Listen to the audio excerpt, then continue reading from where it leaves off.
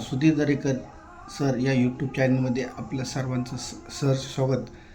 काल आपण देहदान, अवयवदान आणि रक्तदान या संदर्भात व्हिडिओ बनवला.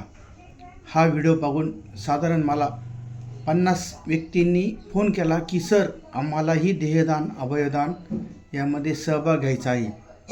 तसेच ज्या ठिकाणी रक्ताची गरज पडेल त्या ठिकाणी आम्ही रक्तदानासाठी येऊन रक्तदान करू शकतो. सर्वप्रथम मी सर्वांचं धन्यवाद व्यक्त करतो का आपण या मोहिमेमध्ये सहभाग घेण्यासाठी खूप स्वेच्छेने आले.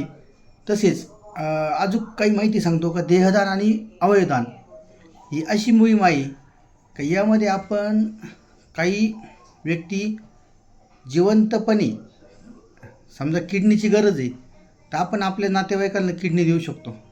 परंतु असे काही अवयव आहे का ते आपण मृत्यूनंतर दान करू शकतो. त्यामुळं याच्यात सहभाग घेणं म्हणजे एक अतिशय चांगली गोष्ट आहे.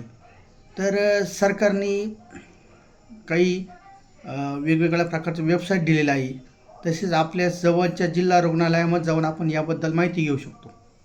तसेच रक्तदान दर 3 महिन्याला आपण रक्तदान नक्की करा. कारण रक्तदान केल्यामुळं पहिली गोष्ट म्हणजे आपल्या शरीरालासुद्धा फायदा आहे आणि आपण रक्तदान केल्यामुळं आपण 3 जीव वाचू शकतो. त्यामुळं मी 2 दिवसापूर्वी जो व्हिडिओ केला साधारण 1 ते 1,500 लोकांनी हा व्हिडिओ बघितला. त्यातले 50 जण अवयवदान देहदान करण्यासाठी इच्छुक झाले.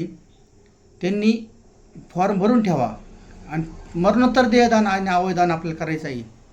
त्यामुळं सर्वांनी या मोहिमेमध्ये सहभाग घेतला. सर्वांचं मी पुन्हा एकदा धन्यवाद व्यक्त करतो. मी स्वतः आजपर्यंत 36 वेळा रक्तदान केलं आहे आणि अवयवदान आणि देहदान याचासुद्धा फॉर्म भरून ठेवलेला आहे. म्हणजे या उपक्रमाची सुरुवात मी माझ्यापासून केली आहे आणि आपण पण यात सहभागी होऊ इच्छित आहे. त्यामुळं आपल्या सर्वांचे मी खरंच आभार मानतो. नक्की या राष्ट्रीय कार्यात आपण सहभाग नोंदवा.